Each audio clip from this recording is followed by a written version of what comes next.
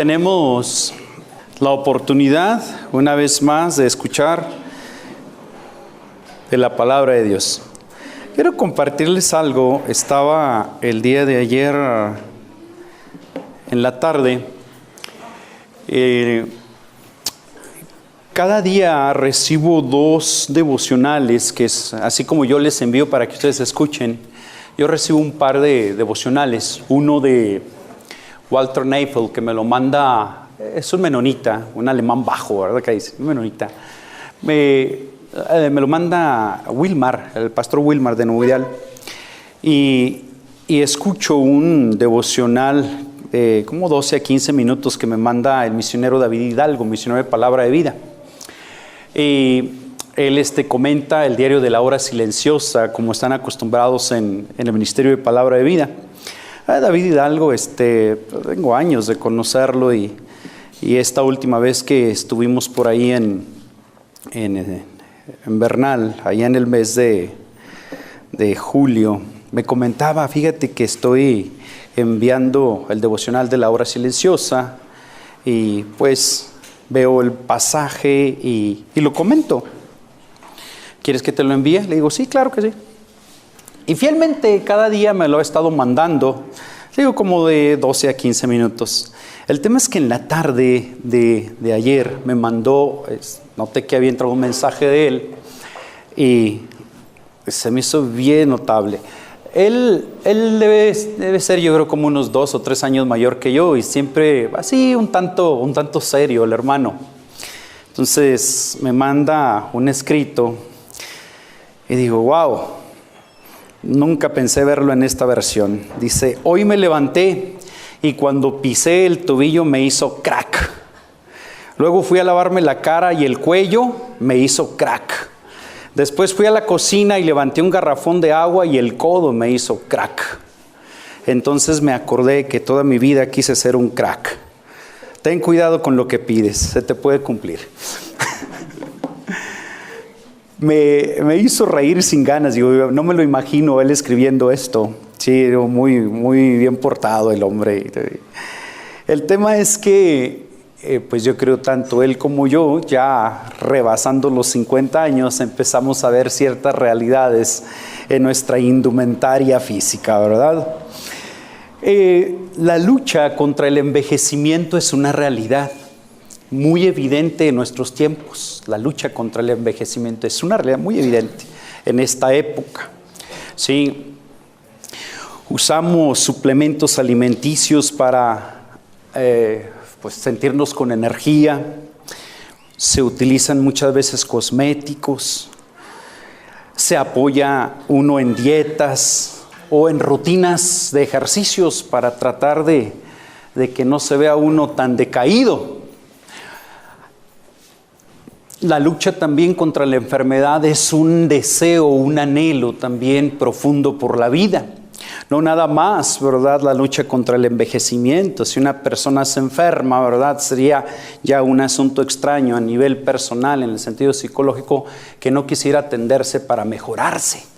Sí, le empieza a doler algo y dice, ya tengo que ir a buscar al médico para que me ayude, ya sea esto, lo otro, lo que sea, ¿no? Entonces, aún la lucha contra la enfermedad, ¿verdad? Ya sea evaluando periódicamente nuestros signos, voy a ver cómo traigo la presión ahora, cómo está mi pulso, sometiéndonos a veces a análisis clínicos, bacteriológicos, químicas sanguíneas, atendiendo médico, tomando medicamentos. Una lucha contra la enfermedad o una lucha contra el envejecimiento. Esto es un indicativo de un anhelo profundo por la vida que tiene cada ser humano. Un anhelo profundo que cada ser humano tiene por la vida, ¿sí?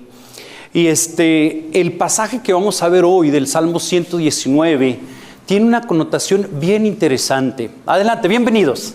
¿Sí? Salmo 119, les invito a que estemos de pie. Y vamos a ver ahora la letra Resh, ¿verdad? Del alfabeto hebreo. Y vamos a ir leyendo el Salmo 119 del verso 153 al 160. Puestos de pie. ¿Sí? Si hay un anhelo profundo por la vida a tal punto que luchamos contra el envejecimiento, si hay un anhelo profundo por la vida, a tal punto que luchamos contra la enfermedad, es interesante cómo en este pasaje nos indica algo sobre lo hermoso de la vida desde la perspectiva de este salmo. Salmo 119, véalo por favor, salud. Salmo 119, versos 153 al verso 160. ¿Sí? El verso 153 hasta el 160, todos juntos, dice: mira mi aflicción y líbrame, porque no me olvido de tu ley. Defiende mi causa y redímeme. Vivifícame conforme a tu palabra.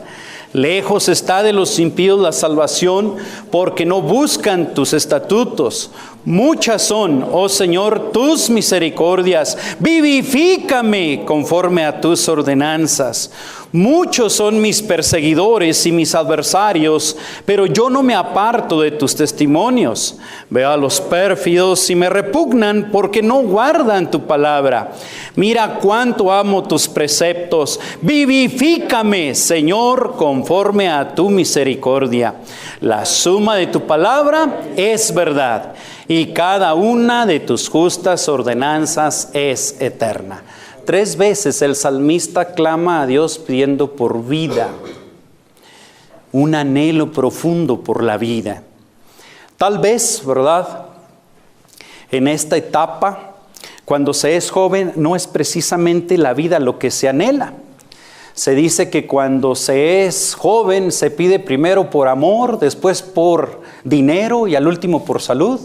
Y cuando uno se vuelve viejo, las cosas se invierten. Primero salud y luego dinero y amor, pues a ver si sale, ¿verdad? Es una inversión en la situación. Pero 3 veces el salmista dice: vivifícame conforme a tu palabra, dice el verso 154. El verso 156 dice: vivifícame conforme a tus ordenanzas. Y el verso 159 dice: vivifícame, Señor, conforme a tu misericordia. 3 situaciones. Entonces, el título de este mensaje es La palabra que imparte vida. Tenemos el privilegio de tener no un libro común y corriente, el libro de Dios, cuyo mensaje imparte vida. Oremos que Dios nos ayude. Padre, te damos muchísimas gracias por tu palabra que hemos leído este mediodía, esta tarde. Gracias porque confiamos en que el autor sabrá qué hacer con ella en cada uno de los presentes. Yo necesito tu ayuda definitivamente. En Cristo te lo pido. Amén. Tomen su lugar, por favor. Entonces, tenemos el título del mensaje: La palabra que imparte vida. Hemos visto hace 2 semanas la palabra de justicia. La semana pasada vimos orando para que mi vida se conforme a la palabra. Y ahora este tercer mensaje, la palabra que imparte vida, el antepenúltimo, antes de que terminemos con el Salmo 119. La palabra que imparte vida. Al querer hablar de la vida, inevitablemente debemos hablar de muerte. Fíjese bien, al hablar hoy sobre vida, tenemos también que hablar sobre muerte. No tendría caso hablar de vida si no se hiciese evidente el tema de la muerte. Porque no tendría sentido. Si nadie muriera, pues no habría caso, ¿verdad?, tratar un tema de esta índole. Así es que yo le voy a ofrecer 4 puntos esta mañana en el mensaje. Primero, la era de la muerte. En segundo lugar, las evidencias de muerte espiritual. En tercer lugar, la naturaleza divina de la vida. Y cerraremos con el privilegio divino de la vida. 4 cosas que quiero que me presten su atención. No se me distraiga. Entonces, primero entremos, número 1, la era de la muerte. Si la palabra imparte vida, entonces se entiende que hay una situación de muerte marcada en las Escrituras. Las Escrituras nos hablan de 3 clases de muerte. La palabra de Dios nos enseña de 3 tipos de muerte. La muerte física, Hebreos 9:27, dice: de la manera que está establecido. Eso ya Dios lo estableció. No se puede evitar. La muerte física, Hebreos 9:27 dice: y está establecido para los hombres que mueran una sola vez. Eso está establecido por Dios. Todos vamos a morir. Segundo, la muerte espiritual.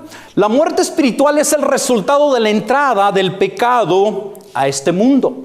En Romanos 5:12 el apóstol Pablo dice que el pecado entró en el mundo por un hombre. ¿Por quién? Por Adán. Y por el pecado entonces en consecuencia llegó la muerte a todos los hombres.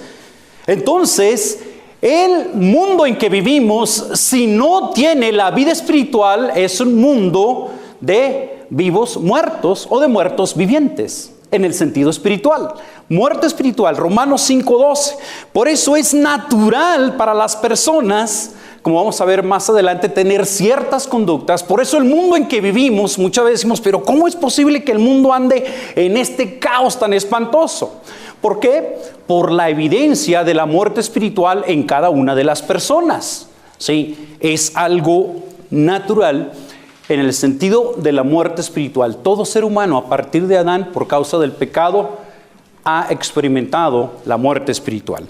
Y en tercer lugar, vemos que también Dios nos habla de la muerte eterna. En Apocalipsis capítulo 20, sí, ese pasaje sí, lo voy a leer. Apocalipsis capítulo 20, verso 11 al 15, dice lo siguiente, ¿sí? La muerte eterna o la muerte segunda también es conocido. Mire, Apocalipsis 20, versos 11 al 15, dice: y vi un gran trono blanco y al que estaba sentado en él, de cuya presencia huyeron la tierra y el cielo, y no se halló lugar para ellos. Y vi a los muertos, grandes y pequeños, note, los que ya habían experimentado la muerte física.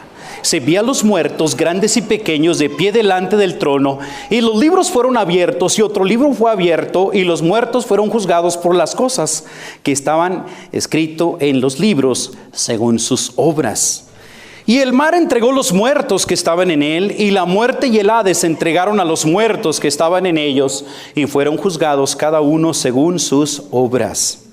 Y la muerte y el Hades fueron arrojados al lago de fuego. Esta es la ¿qué? La muerte segunda, el lago de fuego. Y el que no se encontraba inscrito en el libro de la vida fue arrojado al lago de fuego. Tres cosas son características de la muerte segunda, de la muerte eterna, que se le conoce como muerte segunda, que es un resultado de no estar inscrito en el libro de la vida, y que tiene como consecuencia ser arrojado al lago de fuego. Entonces, la era de la muerte es evidente en las Escrituras: muerte física, muerte espiritual, muerte eterna. ¿Sí? Pero saliendo de allí, vayamos ahora a las evidencias de muerte espiritual. Nuestro salmo, el Salmo 119, versos 153 al 160, nos da algunas evidencias en la vida de las personas de que están muertos espiritualmente. No quiero el día de hoy que usted tome en cuenta estas características para juzgar y sondear al que está al lado de usted. ¿Sí? Examine su propio corazón. ¿Sí? Me acuerdo la primera vez que mi maestro Javier López Miranda, el ingeniero Javier López, me dio termodinámica, operaciones unitarias. Su esposa primero empezó a asistir a la iglesia y posteriormente, de tanto insistirle ella, un día él la acompañó. Casualmente el pastor predicó ese día algo, ¿verdad? Mujer, sujétate a tu marido. Y paz, que le codea rápido el profe a la esposa. ¿Ya oíste eso, verdad? No se trata de eso. Las evidencias de muerte espiritual, plantéelas, sondee su propio corazón. La Escritura nos habla en este pasaje que evidencia de muerte espiritual, verso 155, ¿sí?, es lejos de salvación. Cuando una persona está muerta espiritualmente, la salvación está muy lejos de él. Dice el pasaje en el verso 155, lejos está de los impíos, ¿qué? La salvación. Así es. Una evidencia, pues, de la muerte espiritual es que se está lejos de esa salvación de Dios. Otra evidencia, verso 155, lejos está de los ¿qué? Impíos. La impiedad es una característica de la muerte espiritual. La impiedad, el hacer maldad, de manera bien natural. Tercero, el verso 155 también dice, Lejos está de los impíos la salvación, y dice, porque no buscan tus estatutos. Una evidencia de estar bien muerto espiritualmente es no querer nada con la Biblia. No querer nada con la palabra de Dios. El gusto por las escrituras no es del hombre natural, o sea, no es del hombre inconverso, no lo es. Entonces, más bien al contrario, la evidencia de muerte espiritual incluye el no buscar la palabra de Dios. Entonces, si una persona no tiene gusto por las escrituras, posiblemente tenga que sondearse en sí mismo y decir, caray, de veras yo seré salvo. Ni me gusta ver la Biblia, ni me gusta leer la Biblia, ni me gusta escuchar la Biblia, ni me gusta que me enseñen de la Biblia. Caramba, entonces, ¿de qué estamos hablando? Otra característica evidente de muerte espiritual no es nada más lejanía de salvación, no es nada más impiedad, no buscar la palabra de Dios, pero también oposición al justo o a lo justo. Verso 157, note lo que dice el salmista: muchos son mis perseguidores y mis adversarios. Es de manera natural que el hombre que no conoce a Dios se oponga a quien sí conoce al Señor. Es de manera natural. No te sorprendas si en la escuela, si eres hijo de Dios declarado, te hagan bullying. No te sorprendas si eres un hijo de Dios, de veras en la escuela, te miren como animal raro, anormal. ¿Por qué? Pues es natural. Dice la Escritura, ¿verdad?, que el apóstol mencionaba que concordia a Cristo, que un Belial. No hay que parte el creyente con el incrédulo, no hay, ¿verdad? Se pueden dar situaciones así. Entonces, la evidencia de muerte espiritual, lejanía de salvación, impiedad, no buscar la palabra de Dios, oposición al justo. Y verso 158 dice, veo a los pérfidos. ¿Sí? La perfidia, algunas otras versiones lo llaman deslealtad, traición. ¿Sí? Esas son evidencias de muerte espiritual. Muy bien. Pero bueno, después de las malas noticias, vayamos a las buenas noticias. ¿Sí? Entonces, en la Biblia hay muerte física, muerte espiritual, muerte eterna. Evidencias que nos dan el libro de los Salmos, este pasaje 153 al 160, de que hay evidencias de muerte espiritual, las hemos mencionado. Ahora, tercero, vayamos por lo que nos dice el Salmo a la naturaleza, ¿sí?, divina de la vida. Mira bien, la naturaleza divina de la vida. Sintonízame, no le cambies. 3 cosas mencionan las Escrituras en este pasaje. La naturaleza divina de la vida es conforme a tu palabra, conforme a tus ordenanzas, dice el verso 156, y conforme a tu misericordia. Se conforma hacia esas 3 cosas. La primera dice, conforme a tu palabra. ¿Sabe qué? Esta frase del verso 154 dice, defiende mi causa y redímeme. Y dice, vivifícame conforme a tu palabra. Vivifícame, dame vida, pero conforme a tu palabra. ¿Qué está diciendo? Que no hay vida espiritual impartida por Dios fuera de su palabra. No lo hay. Puede haber superación personal, puede haber eventos psicológicos que ayuden más o menos a peinar la naturaleza caída de las personas y que no se vean tan mal. Pero eso no es vida. Solamente la naturaleza divina de la vida viene conforme al mensaje que está en la palabra de Dios. De ahí que la vida misma tenga esa conexión con la palabra y que por tanto la Biblia, la palabra de Dios, sea trascendente para vivificar. Quien diga, a mí no me importa la Biblia, yo no tengo ninguna inclinación hacia ella, pues bueno, ¿cómo va a tener vida? La palabra, la naturaleza divina de la vida es conforme a la palabra. No hay vida espiritual impartida por Dios fuera de las Escrituras. La palabra escrita, dijimos, es ¿qué? La Biblia. Y la palabra viviente, como hemos cantado en el Salmo 119, la palabra encarnada es Cristo. ¿Sí? La palabra viviente es Cristo. Por eso, Cristo dijo en Juan 6:63, las palabras que yo les he hablado son espíritu y son ¿qué? Son vida. ¿Se da cuenta? Entonces la naturaleza divina de la vida es que es conforme a la palabra de Dios. El plan de salvación para el rescate de su alma está en las Escrituras. Por eso es un libro clave, importante. Pero también la naturaleza divina de la vida no únicamente es conforme a la palabra de Dios, pero dice es conforme a tus ordenanzas. Conforme a tus ordenanzas, dice el verso 156. Muchas son, oh Señor, tus misericordias. Y dice, vivifícame conforme a tus ordenanzas. Hay algo bien interesante en esto. Perdón.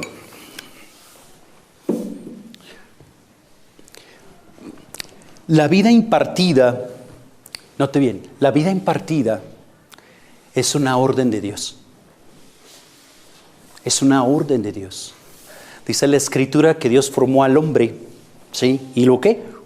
Sopló aliento de vida en su nariz. Allá cuando Ezequiel habla sobre aquella ocasión de los huesos secos, dice que subió huesos, se juntaron, un valle de huesos tremendo, ¿eh? Y entonces los huesos empezó Ezequiel, que empezó a ver que los huesos se empezaron a juntar, ¿verdad? Todos los huesos. Dice que después llegaron tendones, músculo, carne, y se levantó todo un grupo de personas. Pero dice que después Dios dijo, vivan, ¿verdad? La naturaleza divina de la vida, sí, es conforme a la ordenanza de Dios. La vida impartida es una orden divina, es decreto y obra exclusiva de Dios. Es decisión y acción propia de Dios.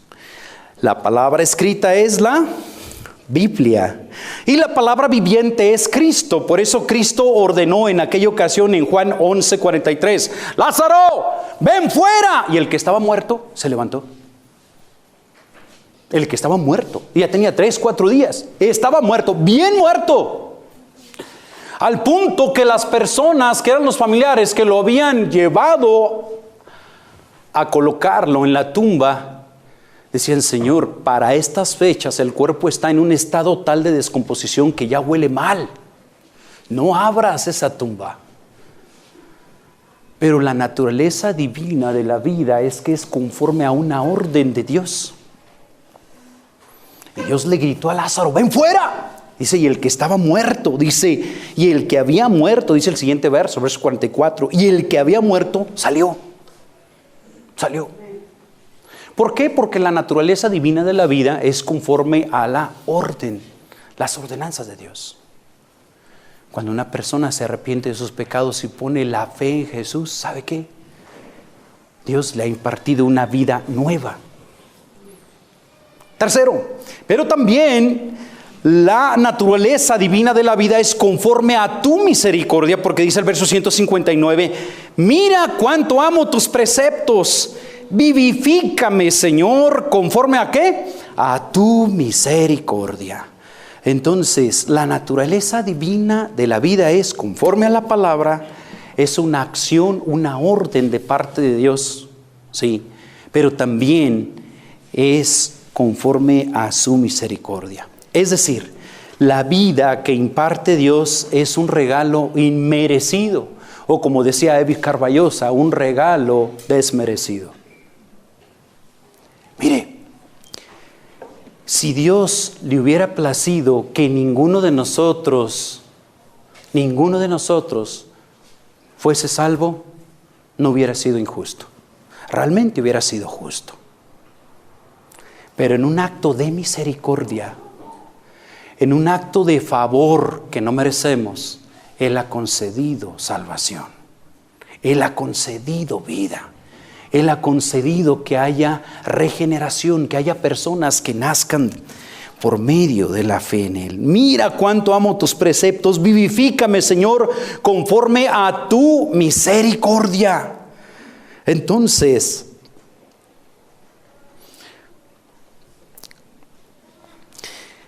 la vida que imparte Dios es un regalo que no merecemos.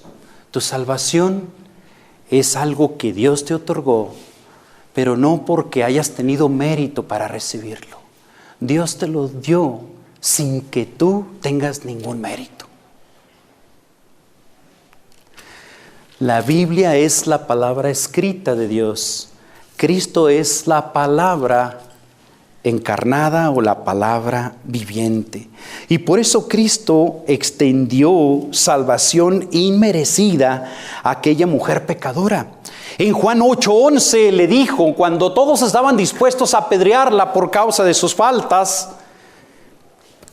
Él le dijo, yo tampoco te condeno. Vete, desde ahora no peques más. ¿Merecía ser ejecutada? Según la ley, sí. ¿Pero qué pasó? Dios, por la naturaleza divina de la vida, Cristo actuó conforme a misericordia. Todos nosotros, hermanos, estamos descalificados delante de un Dios santo, pero Él, en la naturaleza divina que imparte vida, ha actuado con nosotros conforme a misericordia. Conforme a misericordia. 4. El privilegio divino de la vida. 3 cosas nos menciona el Salmo, que hay privilegio divino de esa vida que se imparte, que es conforme a la palabra, que es conforme a las ordenanzas de Dios, a lo que Él ordena, que es conforme a su misericordia. Pero también entonces hay algunos privilegios divinos de la vida. En primer lugar, transformación. Transformación. Mire qué precioso. Cuando Dios otorga vida a una persona, viene una transformación. Algunos de ustedes tal vez en algún momento en su vida cristiana, cuando comenzó en aquella época reciente, les habrán dicho, oye, ¿y a ti qué te pasó? ¿Cómo es que cambiaste? ¿O cómo es posible que puedas tener ciertos recursos para estar firme? ¿Cómo? Porque había ocurrido una transformación. Había ocurrido una transformación. Y aquí hay 4 cosas que nos indican que el privilegio divino de la vida es transformación. Verso 153 dice, mira mi aflicción y líbrame, porque no me olvido de tu ley. ¿Sabes que en el momento que el Señor te imparte vida, también el Espíritu Santo llega a ti y entonces ahora la palabra es un punto en tu mente a recurrir o se vuelve un punto de referencia?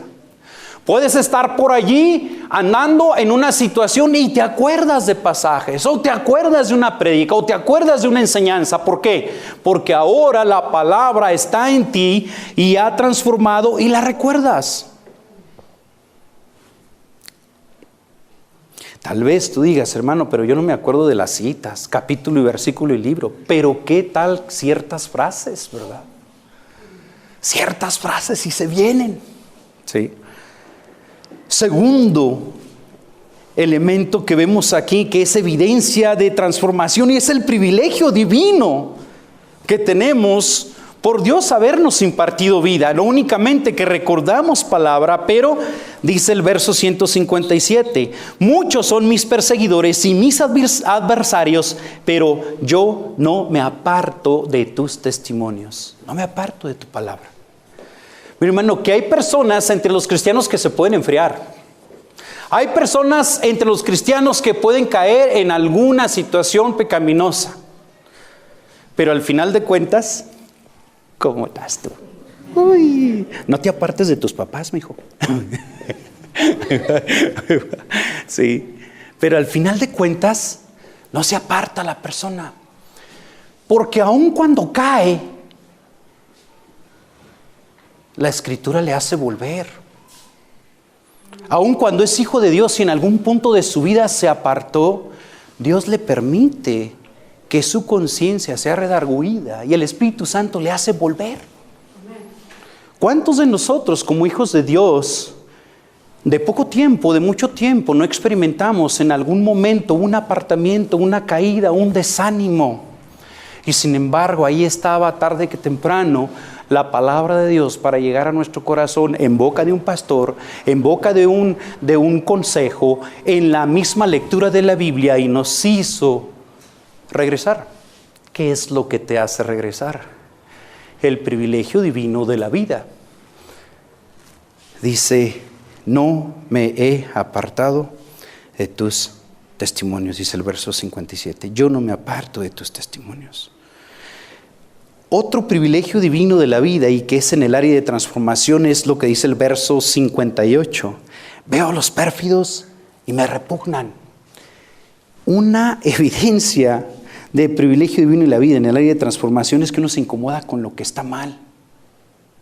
Si en otro tiempo lo aplaudías, si en otro tiempo te gozabas de ello, ¿recuerdas en algún punto cuando a lo mejor hasta te reías a carcajadas de ciertos chistes groseros? Y después que llegaste a Cristo, ¿cómo te sientes incómodo? Hay una mezcla de cosas ahí.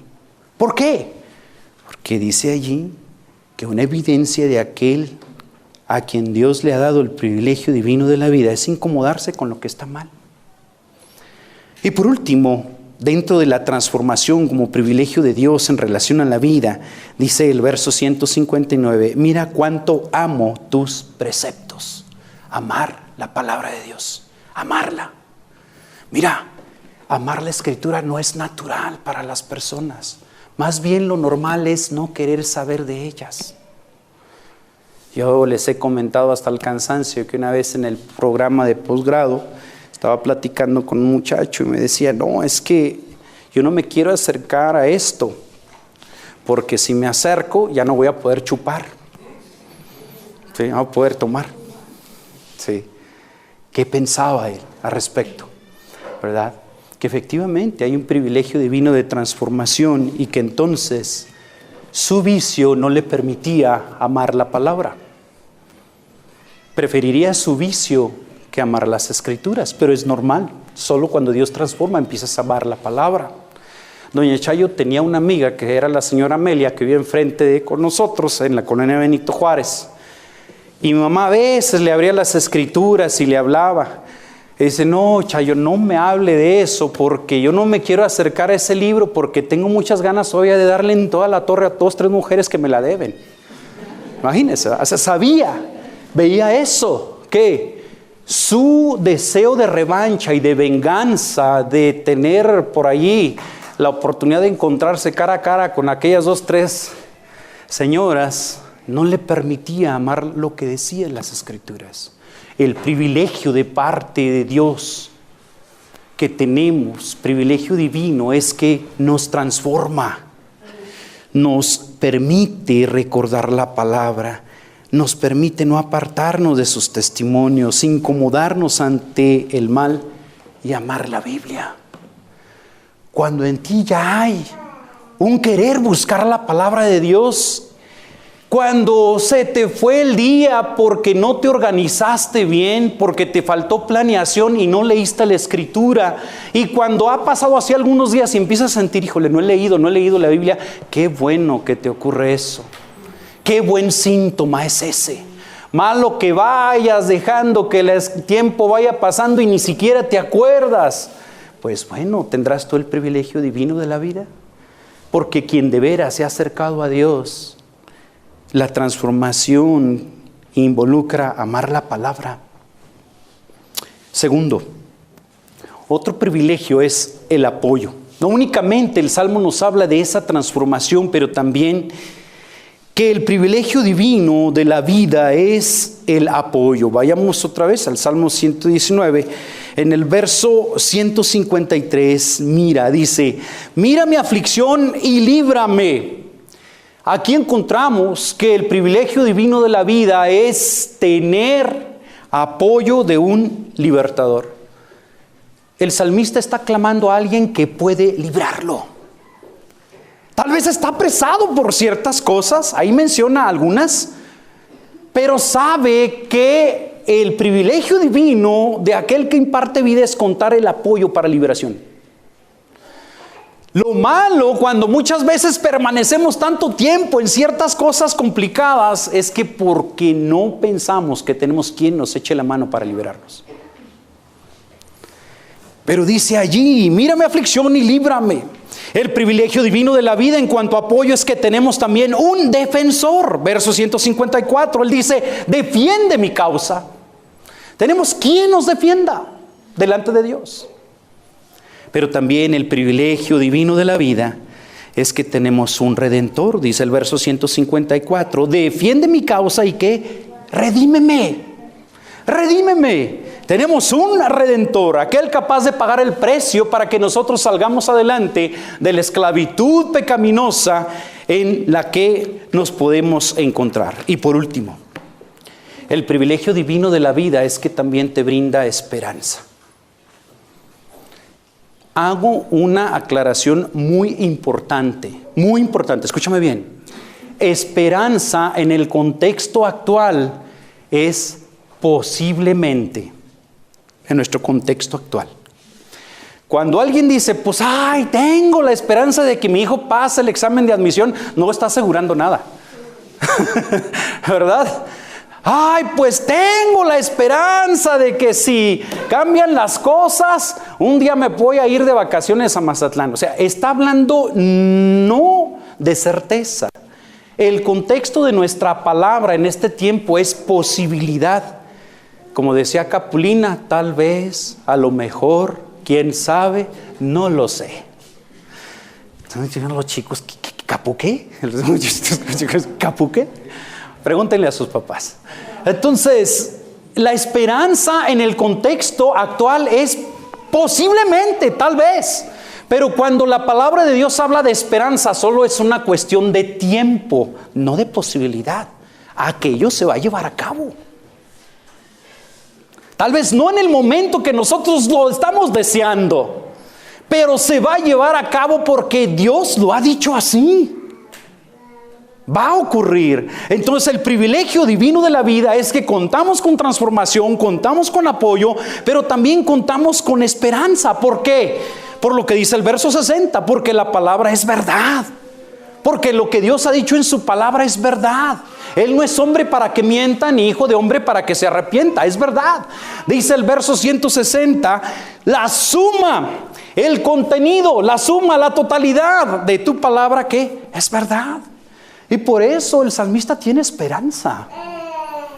Sabe que es cuestión de tiempo y del momento preciso de Dios. Pero también tiene esperanza porque la palabra es ¿qué? Es eterna, no es pasajera. Dice, y cada una de tus justas ordenanzas es ¿qué? Es eterna. El privilegio divino de la vida es transformación, apoyo y esperanza. Por eso, note, présteme atención. Ante la muerte física de sus hijos, escúchame bien.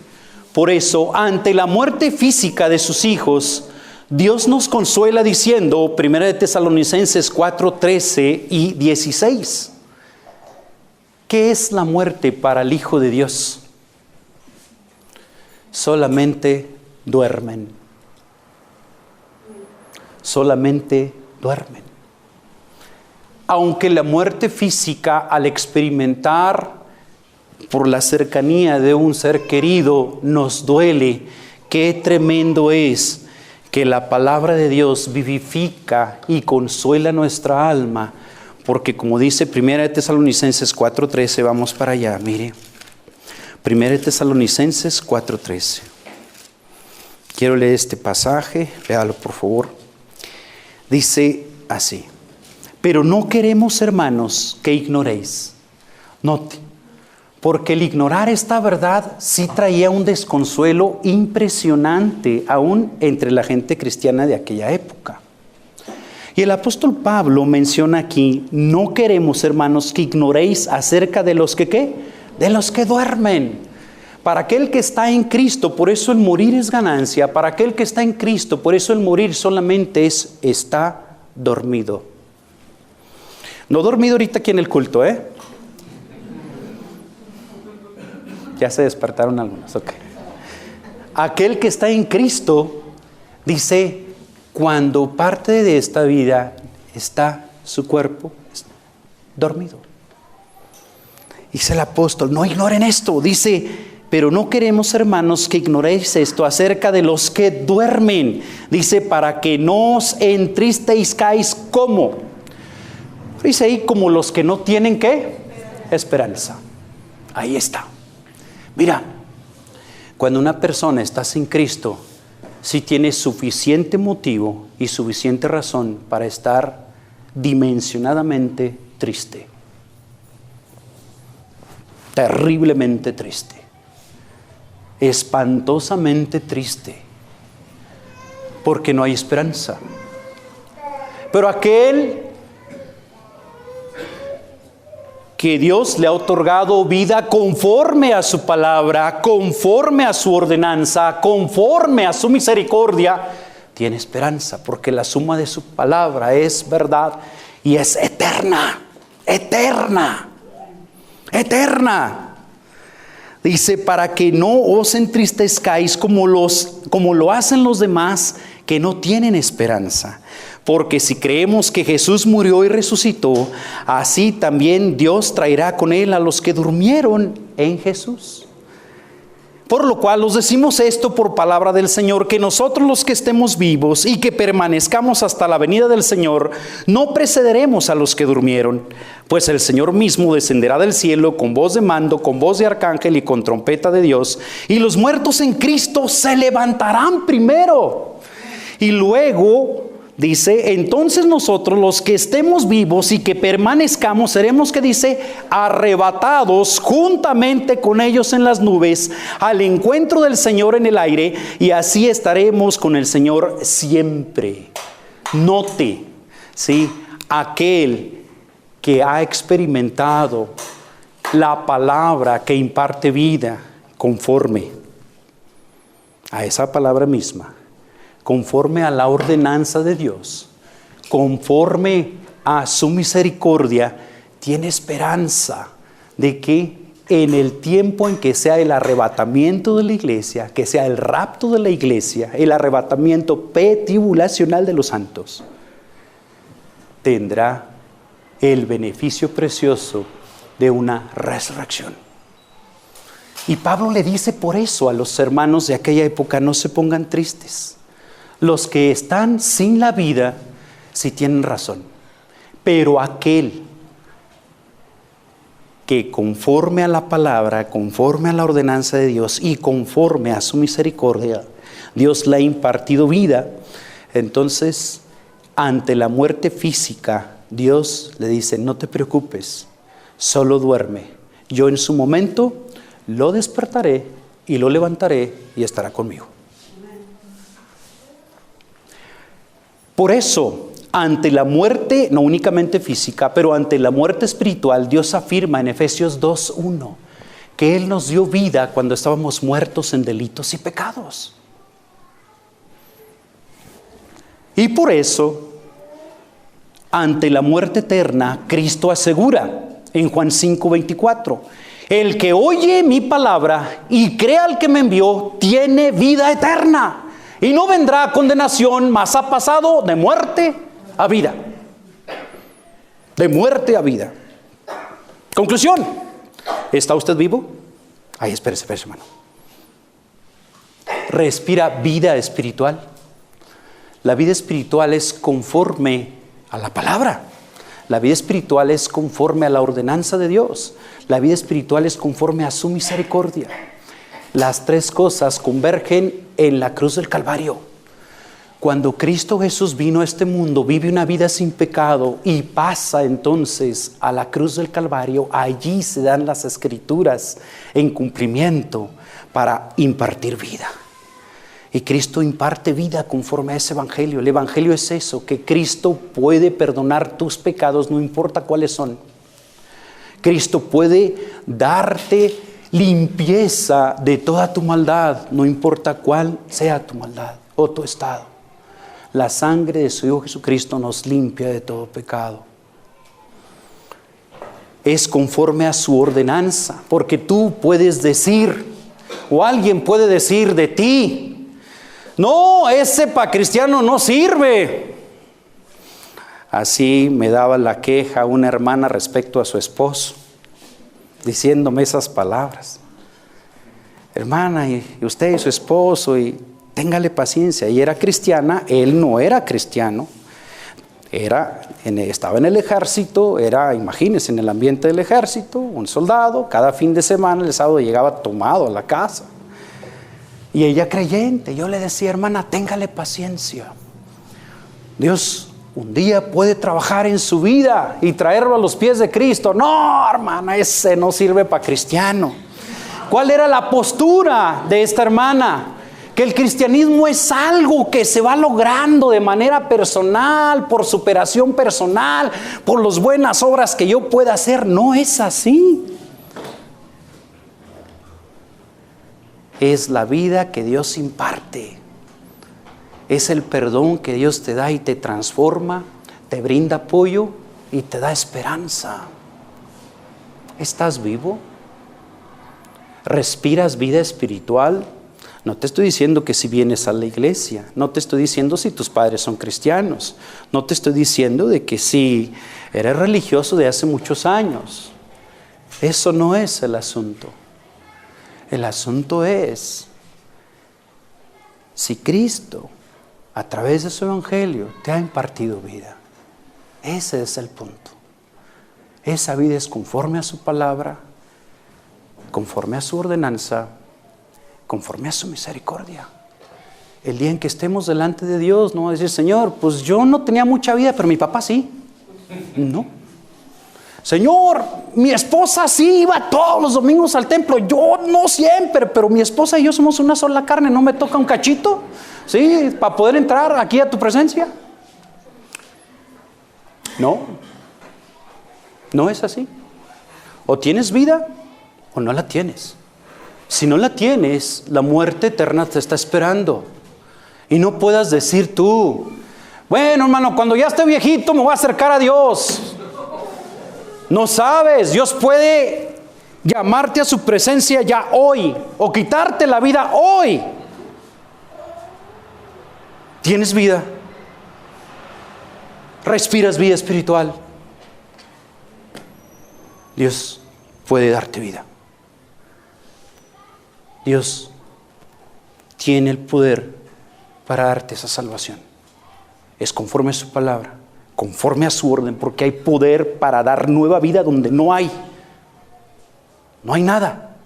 Tal vez tú dices, pastor, es que yo no creo porque yo ni ganas de Dios, ni ganas de la Biblia, ni ganas de... No, es normal que no tengas ganas, estás bien muerto. Esa es la realidad. Pero cuando Dios llega a ti, implanta un germen de nueva vida impresionante. Y entonces se da esa transformación preciosa, ese amor por la palabra, esa incomodidad contra el mal. Ese apoyo de Él como libertador, como redentor, como salvador. Y esa bendita esperanza que ya tu vida no pende de a ver qué va a pasar, sino que aun cuando se llegue el punto de partida, tu cuerpo puede ser sepultado y simplemente dice, tranquilo, está dormido. En su momento, yo voy a decir, ya, vámonos. Y es algo bien precioso. Vamos a orar. Señor, ayúdanos. Gracias te damos por este tiempo en el cual el libro de los Salmos nos habla de una manera preciosa. Concedes, Señor, que haya personas que puedan decir o gritar ahí en su corazón el día de hoy, vivifícame, Dios, conforme a tu palabra. Que puedan decir el día de hoy, vivifícame conforme a tu ordenanza. Tú eres el que puedes dar orden para que yo viva. Vivifícame conforme a tu misericordia, porque lo que merezco es estar separado de ti. Pero entiendo que tu bendita misericordia me proveyó a través de Cristo una oportunidad de salvación que se llama gracia, que se llama misericordia. Oh Dios, yo te pido que si hay aquí alguna persona muerto espiritualmente y que es evidente, porque no ama la palabra, porque no ama lo que es tu persona, porque se deleita más en maldad, yo te pido que tú le extiendas, Padre Santo, salvación, eso, conforme a tu palabra, conforme a tu orden, conforme a tu misericordia bendita. Así con la cabeza inclinada y los ojos cerrados, eres salvo. Respiras vida espiritual. Tu cabeza inclinada, tus ojos cerrados. ¿Sabes qué, pastor? La verdad, yo